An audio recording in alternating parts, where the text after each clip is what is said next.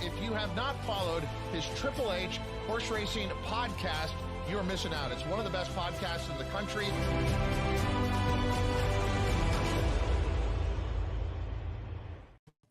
Good evening and welcome to the HHH Racing Podcast. I'm your proud host, Howard Kravitz, along with co-host Noah Maher and Matt Miller, and we are here for the Leaderboard, sponsored by our good friends at TwinSpires, episode 16 of the Leaderboard. As we are here to talk about last week's tournament results and the upcoming big tournament this week, which happens to be on Sunday at Oaklawn Park for the big $1 million Rebel Stakes, huge race with big Derby implications with 50 points to the winner. That is not, however, the last race of the contest. It is exciting.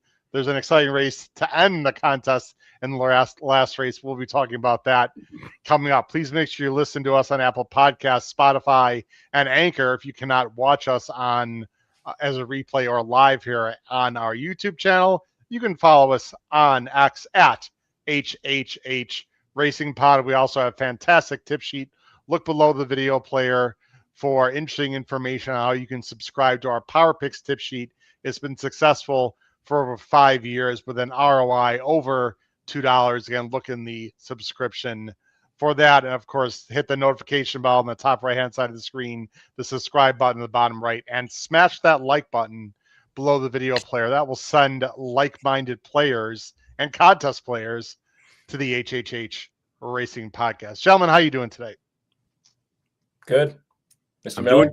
I'm doing great. I just smashed it. I'm number 4.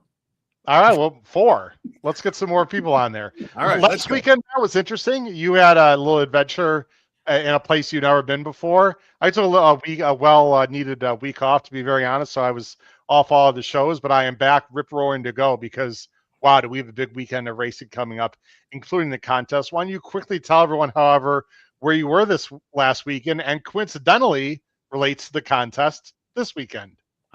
It does. So I had the good fortune of joining my friend Marshall Graham for kind of that bucket list first trip to Oaklawn. It was terrific. So I would tell people who haven't been there, absolutely put it on your list. I can't tell you, where on the ranking it goes, but it was definitely a cool place. And I don't think I could have been led around by a cooler guy to, show me the ropes. It does, however, lead to my first tip of the day. Yes. I got home awfully tired on Sunday morning.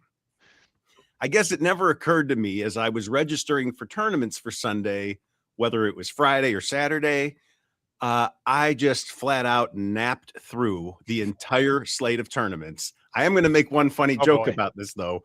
I probably got 7 or 8 wellness checks from friends who noticed that this was happening.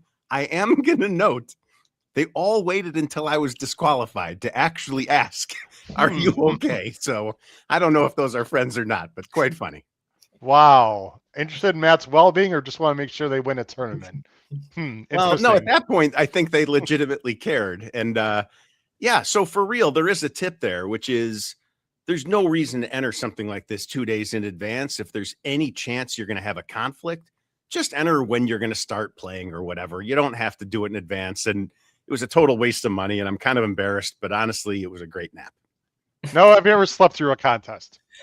No, I can't say that I have, but it was pretty fun coming up with the queries about why Matt was not making any plays. I think some of the ones that we came up with were he was on the plane because we knew he had been traveling. The other one was I think somebody had mentioned that maybe he was in a state where he couldn't wager, something like that, if he was flying over a state. Perhaps that was it, but no, it was good that he came back in one piece because safe to say Matt and I killed it last week, so why wouldn't we do it once again? Yeah. No, I want to say, and anyone that knows our show and knows Noah is a pretty humble guy, especially when it comes to contest play. But it's the first time that we've been on a show together, a week and a half. You've been absolutely crushing it, my friend. Not really in tournaments as much, although you're doing well in tournaments, but you had maybe the weekend of your entire young life at this point. And you don't have to expound on details a week and a half ago. I just want to give you congrats on some monster scores, including a turf pick 3. As much as we like contests, it is nice to hit some horizontal bets as well for 4 digits, my friend. Yeah, there was some tough skidding there for a couple months, so it's nice to kind of finally see the kind of the hard work pay out. So that was a nice score, and I had some small stuff along the way, and actually it's kind of continued today. They've got some small feeders on horse tourneys, because I'm going to be flying out to Vegas for the NHC, so just trying to lock up a couple last chance seats so I don't have to pay for that, and maybe I get lucky on Thursday, and you'll see me Friday, Saturday, Sunday. Yeah, it'd be exciting. Noah's going to be out there at the NHC. Matt's going to be out there. I'm not going to be out there this year. It's the first time in 4 years. I tried to qualify several times. It didn't happen. And life's getting pretty busy for me right now. And I just decided I didn't want to go out to Vegas to try to qualify last chance or really spend the time. It's quite the hike out there. It's a short period of time, and I've got to work that Monday morning. Anyway, I just chose not to go out there this year. Although I would have liked to. But anyway, our HHH Racing podcast crew is going to be well represented out of the NHC in Vegas. All right, guys, so let's get into a contest talk. A name that we all know, Matt, you and I know a little better than Noah because we've been around a little longer and we're older and we know this family very well, although Noah's getting to know the sort of cream of the crop in terms of last surnames, I should say, in contest play. And something happened this past Saturday. A gentleman who is actually not that much older than Noah. He's gotten by a bunch of years, but definitely on the younger side. A past NHC champion got his second seat with not a two-hitter, Matt, a one-hitter. And we invited this gentleman on the show, but he's traveling and couldn't make it. Justin Mustari wins last weekend's contest, the $1,000 KDBC NHC qualifier. Just a terrific job. We're gonna backtrack in a second and talk about the tourneys leading up to there. And his dad won 2 of them. So yeah, it's a family that's been doing super well, and Justin crushed it. So Howard, how do you want to take it? You want to cover this tournament and then the others? Yeah, let's cover this one first, and we can backtrack cool. and talk about some of the others. All right. So yeah, I mean, look, when you click on his plays, it's not that hard to unpack what happened here.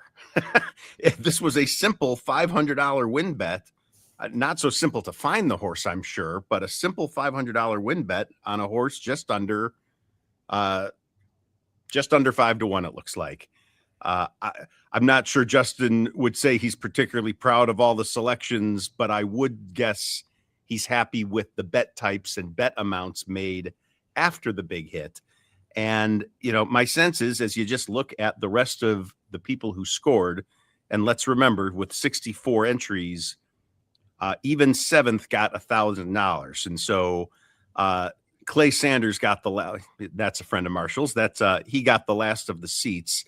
Michael Patanzo, Matt Trommer. It's funny. This is actually another father-son combo. Evans, absolutely terrific. Barry Barrios, who we've seen.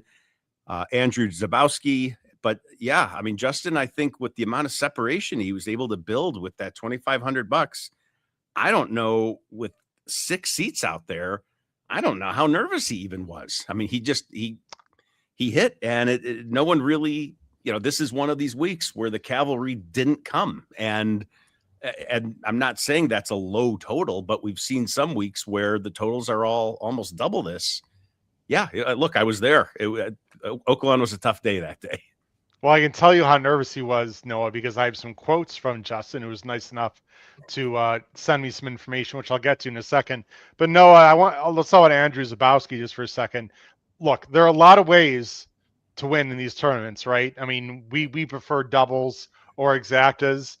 Andrew played a 5 horse try box for $180 total, and absolutely crushed and got up to second, moved up 6 spots. So again, everyone's got their own way of doing it. There's no wrong way. But hell, he finished second, Noah. So 0 complaints from Andrew, I'm sure. No, and it's kind of cool that they have the feature on TwinSpires where we're able to kind of see the plays, because you just think about what you would do in certain situations and try and predict, you know, what's going to happen with the board. So I can, based on his plays, I can tell you exactly what he was thinking. He liked the 3 quite a bit in the last race, was a bit of a flyer. If I remember correctly, that horse got bet down pretty good, so he wasn't really the only one that thought that horse had a big shot. And then it seemed like he had a collection of 5 horses that he thought could win, so he said, screw it, I think I like the 3 a little bit, but I think these other 4 horses can win. Throw them in a try box, and sure enough, it worked out. That's typically not something I would do, just because it seems like you'd have to have a lot go right, and a lot of things have to go your way. But when you are right, you're going to get paid, and obviously it worked out for Andrew. I shouldn't ask this question as a host, being around as long as I have, but I believe there are some platforms, and correct me if I'm wrong, especially Matt, that I think you can see the approximate trifecta payouts. Is that not true? I've heard about that. I've never seen it before, though. I'm not enough of a trifecta player to pursue it, but I'm pretty sure it's a feature on ExpressBet that if you plug in the first 2 horses or something like that, but I don't know how accurate it is. And yeah, I mean, I still think that our old traditional, you stick your finger up to the wind and just get a sense of it. That seems to me to still be the best measure, to be honest. Well, I will say I know, because of course I'm a math teacher, as most people know, that there is a calculation that is somewhat accurate based on the exacta, right? No, so I mean, the with the first 2 horses, obviously the trifecta pools, they're in the exacta pool, whole other conversation. But anyway, you can do an approximation, Matt, Noah, of what the trifecta will pay within reason. The only negative with that play that Andrew made, Noah, and again, he finished second, so I'm not criticizing anything, is that you need a certain combination of first, second, and third to get to the level you want, right? So if the 3 came in with the chalk, I don't know what the tri paid or what the odds were, but if it was the horse he liked and then a chalk in second and third, or the lowest of those 5 horses, it obviously wouldn't pay as much as if it was the 3 with 2 higher prices. So there's a lot of minutia there. It's hard to tell what's going to happen. Well, yeah, absolutely. I would probably be a little more critiquing of the play if he didn't smoke whoever finished in 6th with the last seat by over 1,000. So it's not like, no doubt about it. It's not like he really had to worry about what True. he paid. I think at that point it was just worried about getting 3 of those 5 horses in the mix. Well, amazing. And I think his real play was 200 to win in place on the 3. Mm-hmm. The try box seems to almost be a backup to that, where if maybe long shots had beaten the 3, True, but he got more than half his money off of the traditional. Actually, it's not even that traditional with a place bet in there, but with a win and place bet. So he figured, Matt, the 3-1, he was going to hit his number anyway, and the trifecta would be an added bonus if that were to happen. Correct. Or if the 3 came in second and that exploded the payout on the try, maybe he would have. So interesting. Again, I don't know the exact odds on those, but my guess is entering the race, if someone said to him, "Who do you have?" he'd say, "I have the 3. I got some backups if it finishes second or third." Yeah, that's interesting. Let me give a quick quote on Justin Mustari, guys, and we can talk about anything else in this tournament and what else happened this past weekend, Matt and Noah, in the turn. This is directly quoting from Justin Mustari, our winner, who said he went all in $500 to win on a 9-2. That got me to the early lead. I proceeded to play my minimums until I was forced to bet more. Luckily, the scores were low and I did not need to risk a lot of money to hold on. My goal was top 2 to get my second NHC seat, so I wasn't too worried that 2 players were going to pass me. Also, I knew I locked in top 6, which at worst I would receive a KDBC entry, which is a 5K value. Before I read the rest, any thoughts from either one of you on what I just read? You were not privy to that information. Completely sensible. Yep.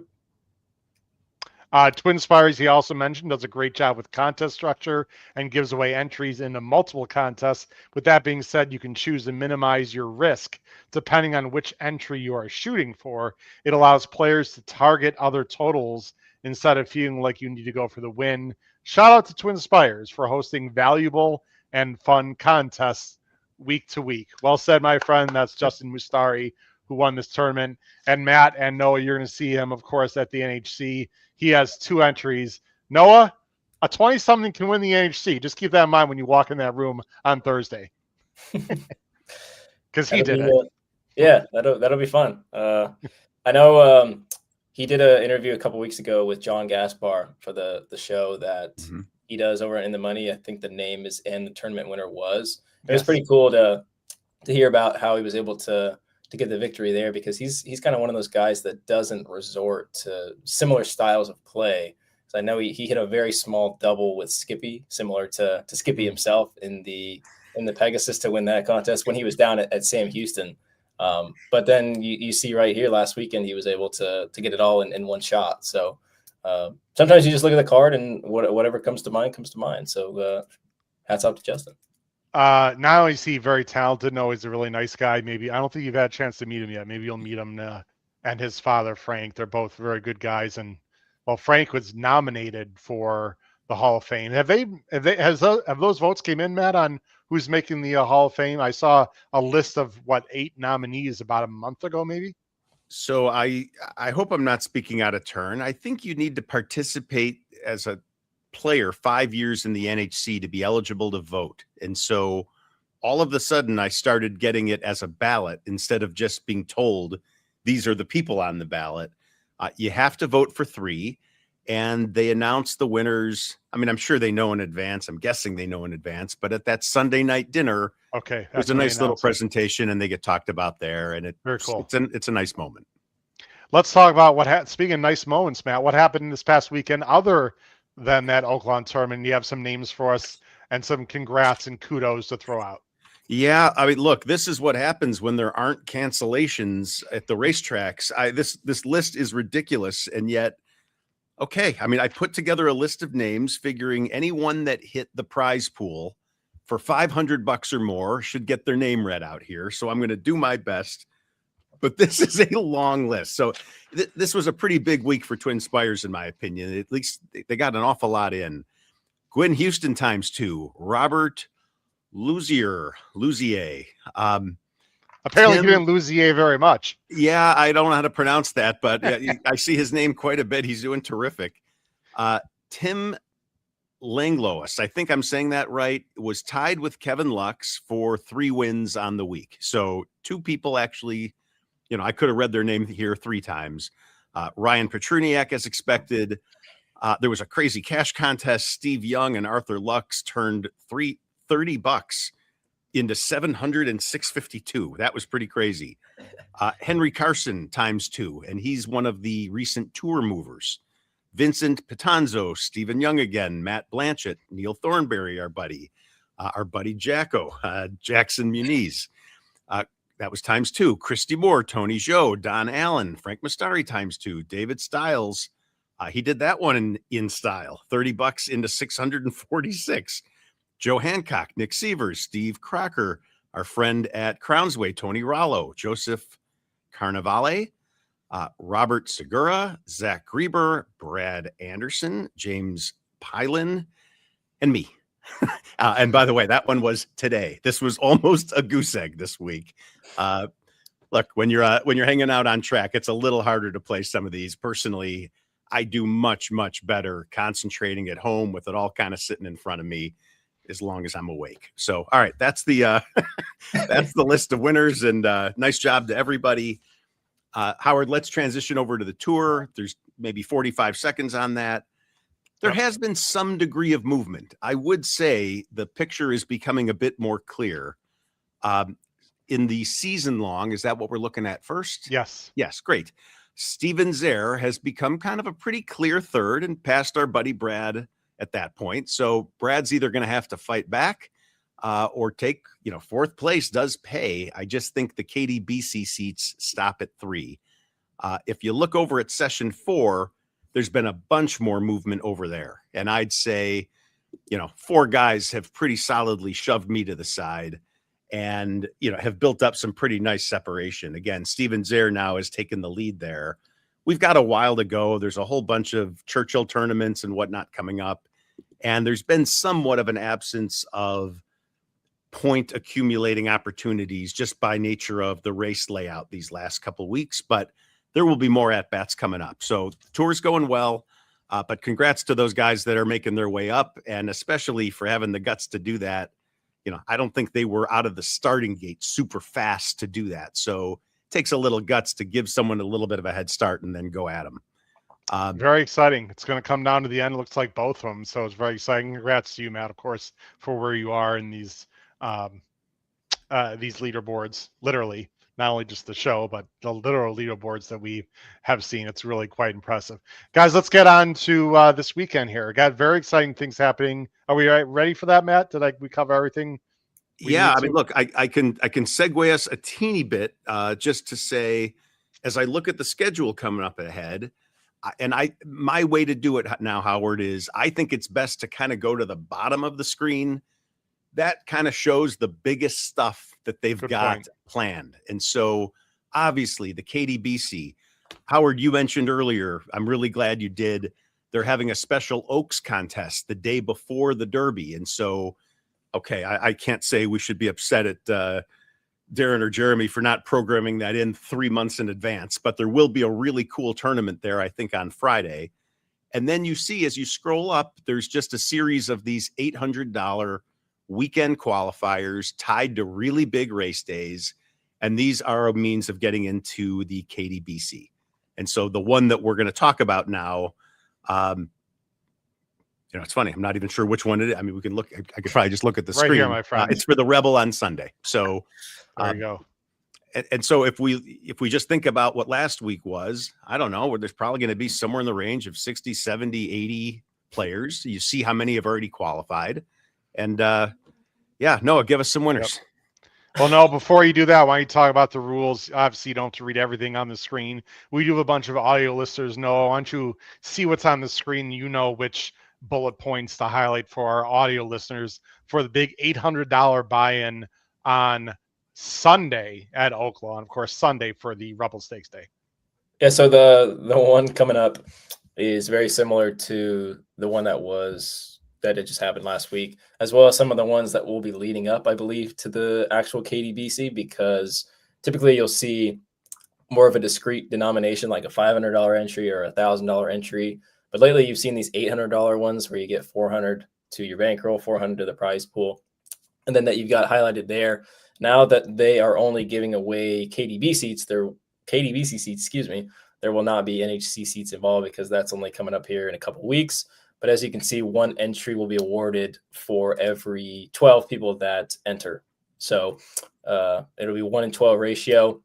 Typical stuff. Got to bet your $400, $40 in each race for 5 races. A little bit of a lower total in terms of last week, but great racing with the Rebel this week. A couple good stakes races that I think people are going to be firing. So you could see some pretty good totals this weekend. Matt, I'm going to allow you to make a small criticism if you like. I know Darren Zocali will probably hear this, and I don't think he'll mind it at all. The contest on Sunday does not end in the Rebel, which is the penultimate race. I think it's fair to all three of us to say, without being too hypercritical, we won't mind seeing a contest ending in the Rebel instead of an Archie maiden special weight, although the Rebel is not the last race of the day. Do you have an opinion on that in general, whether it's this Sunday or otherwise, in contests before we get into plays, Matt, about which type of races should end a card, whether it's the last race or a big stakes race? It's really hard to get me to say anything negative on TwinSpires or the judgments or decisions of Darren and Jeremy and team. For sure. This might be one where I'd say players way prefer the end to be on the big race. I get it that they probably want handle, but I'm not sure if you had taken this race and stuck it in the middle of the card, I'm not sure people would have been betting it like crazy. So the last race is always going to get a lot of action. And I'd say, yeah, maybe that would be one nice little tweak, is that if you notice on a big stakes day, my guess is that the Derby contest is going to end in the Derby. And I would just apply that same logic to everything else. Yes, they're not going to end the KDVC contest with 2 nice allowance races happening at 8:30 local or whenever they end that day there. Look, we shouldn't joke too much. We thought it previously unthinkable that the Classic wouldn't be the last race of a contest, and so you never know. That is true. Different situation. Noah will be as well as myself. We will both be working for different places at this year's Kentucky Derby. In fact, Noah's entire family will be there. And Noah, at some point, you can now officially expound on what you'll be doing there. Not tonight, but we'll let you do that on another show. But it is pretty exciting what you're going to be doing Kentucky Derby weekend. All right, here's what's exciting, Noah. Let me put myself back on screen. I'm on a strict strict 40-minute rule tonight from my wonderful friends at Ghost next to me. So we got 14 minutes exactly. Boom, 14 minutes, Noah, to talk about Wait. exciting. Tell them why, Howard. I mean, we did a show without you, and we absolutely crushed our time goals. And now you're feeling all behind and like you got to achieve here. So we'll help you get there. Sorry for the interruption. Please go ahead. All right, I do appreciate Keep that. the time going, Matt. Keep it going. Noah, here's the card. I'm moving it along. There's a few things that stood out to me on the Sunday card at Oaklawn. First of all, there's a bunch of main special weights late in the card, which is very unusual. In fact, 1, 2, 3, 4 of the last 6 races, Noah, are main special weight races.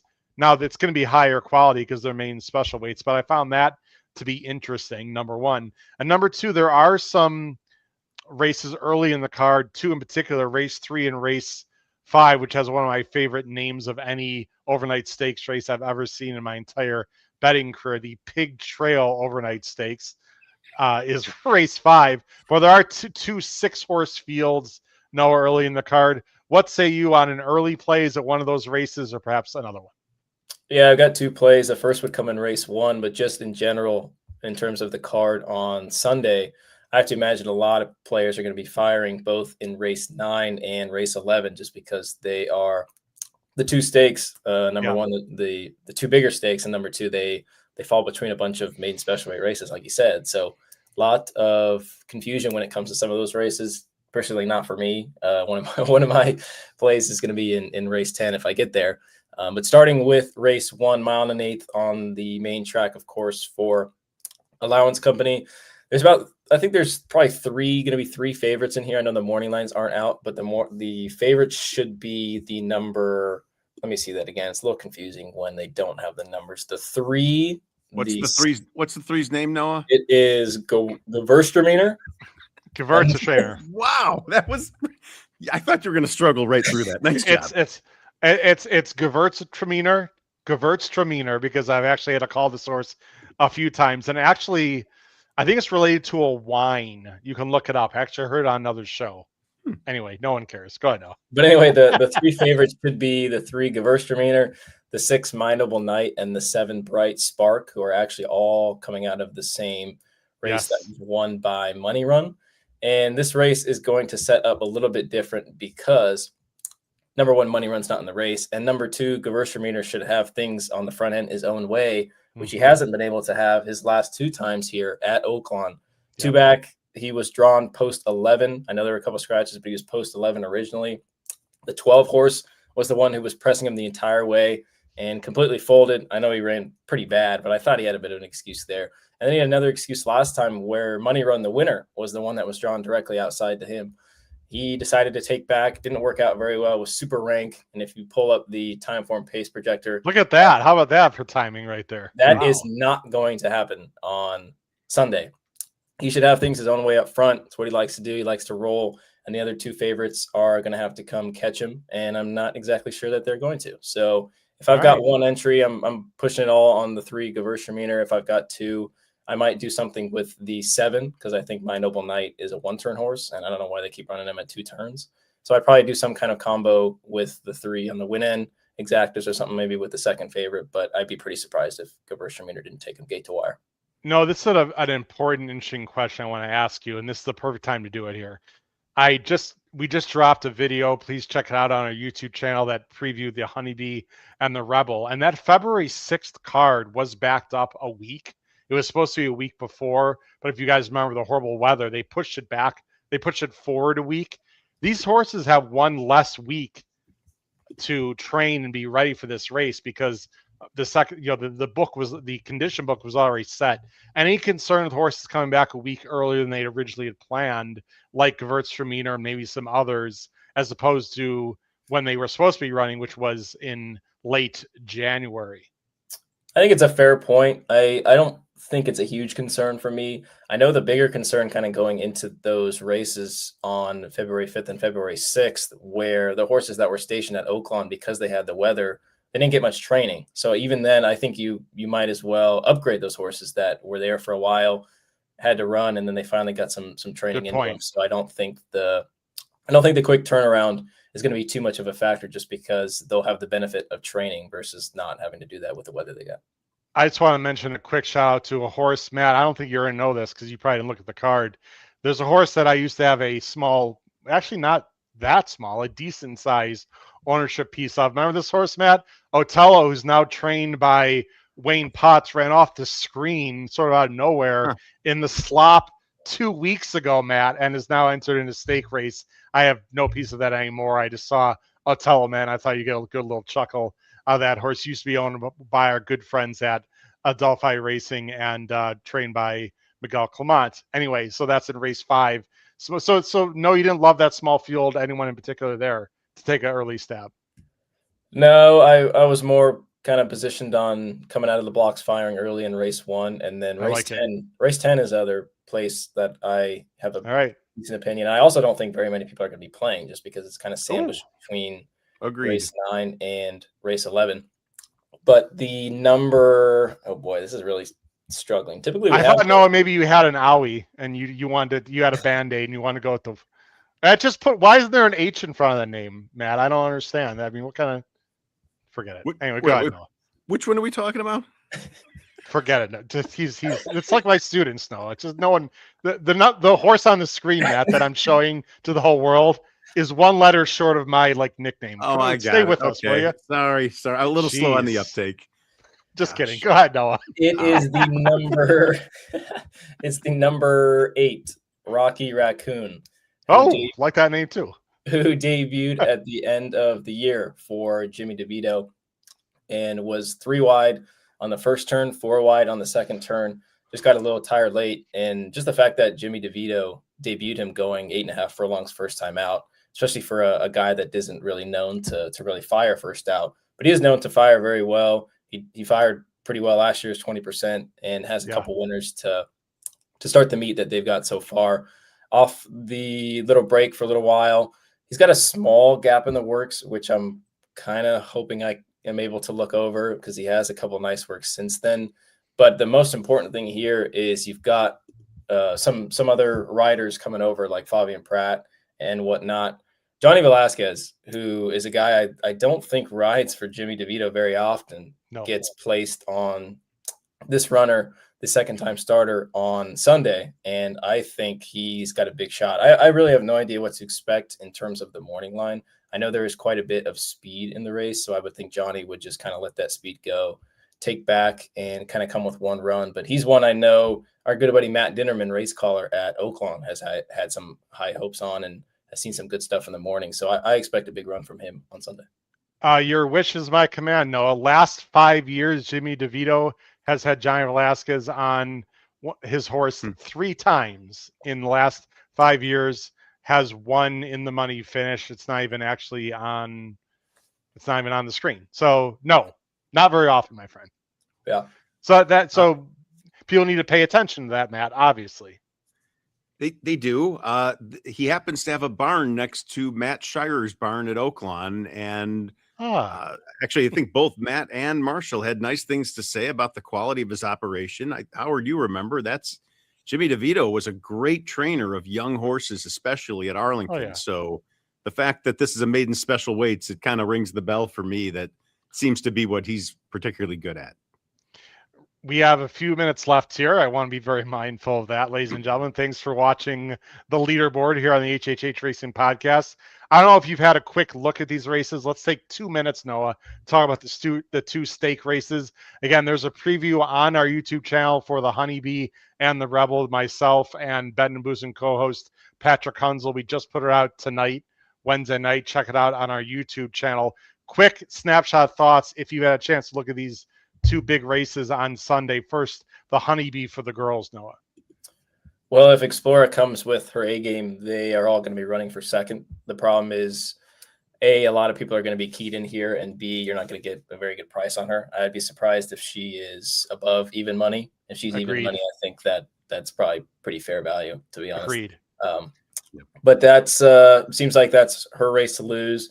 And then the Rebel is another race that's very wide open. I think you can make a case for quite a few of them. You've got Blackout Time coming back, we'll see what he's got in the tank. Seems a little preppy. I think they're probably getting him ready for the Arkansas Derby. Totally agree. And then Litmus Test, the second choice, is really polarizing. He's a terrible workhorse, but when he shows up with his best, he's pretty tough to beat. There's a lot of cases to be made with some of the bigger prices in there, and a couple of shippers I know have some big shots. So that's really all I have on those two. I don't really have any strong opinions. I will say the last race, the Archibred race, is very similar. It kind of reminds me of the race during the tournament that Matt McJunkin won, MC, where there's a couple favorites in there that have run some kind of high 40 to low 50 buyers, but there's just nobody in there that you really trust. So it's one of those situations where you want to have a pretty comfortable lead like MC had, because this race is just as chaotic as it gets. Now, there's one horse that's going to take quite a bit of money. I will let people look at that. I think it's the number 7, Like a Diamond, who has a buyer that's just better than a lot of others. But I just want to throw out a name for people that might be playing in the tournament. The number 10, Bossa or Bossa Dama, excuse me. The number 10, Bossa Dama, for the Asmussen team, actually coming from a little Texas Stallion stake, and was closing very well. Might appreciate the longer distance and some speed in the race and etc. So I think 7 and then maybe the 10 is an interesting play. But in the two big races, people are interested in who I like in the two big races on Sunday. Excuse the camera there. You'll just have to watch the video, but I will say that I do not love either one of the favorites. I will say that in either one of those races. In fact, there's a DNF horse, Noah. Look out. Oh. And Matt, there's a DNF horse in the Honeybee against Explorer that I think is fascinating, that did 0 running last time, but had a big work since then, and I think is interesting in the Honeybee. Again, we'll let people go ahead and watch our video and look for themselves. Any final thoughts, Noah and Matt, on a very exciting weekend coming up? Of course, they got the Fun of Youth also on Saturday, but the contest world will be abuzz this weekend with TwinSpires at Oaklawn, and the KDBC, Matt, not that far around the corner, my friend. Agreed. Lots of good action. And it's funny, I'm keeping my eye on that clock. I mean, I can do my second tip of the day. It could take 2 minutes easily. Yes, please do it. Go ahead. I'm going to make it real fast. No, if it takes too long, don't blame me, because he's ending it. Keep an eye on tournaments that you're not in that are going on at the time. And every now and then, people will blow themselves up a little bit early, not realizing that a whole bunch of other people are doing the same thing. And you can kind of come in and pick up the scraps with a late entry in race 3 or 4, where, half the field's already been eliminated. So it's just, for scavengers, it's a good opportunity to find easier spots. All right. I kept that really fast. Absolutely. No, that was my little hint to Matt that I saw it. Wrap it up. You were playing me off with the music. I got it. People that are listening have no idea. I put our little leaderboard thumbnail at the end of the show there. Matt, really great job. Appreciate it. Congrats on all your successes, of course, with contest playing. Good to have you back from Arkansas. And Noah, keep it up, my friend. I mean, you're doing great. And let's wrap up with this. Anyone who is a horse player knows you're going to have some rough spots. Matt and I have been in rough spots over a certain amount of months in our lives. Anyone that plays this crazy game that we play is going to do that. And you've gotten through those rough spots and come out on the other end, Noah. So keep that up, my friend, and just keep the train rolling. So appreciate you guys. Episode 16 of the Leaderboard for my co-hosts and contest players, Noah Maher and Matt Miller. This has been your host, Howard Kravitz. Crush your bets in any tournaments you're playing, especially at Oaklawn this weekend. Take care. Have a great night. Bye-bye.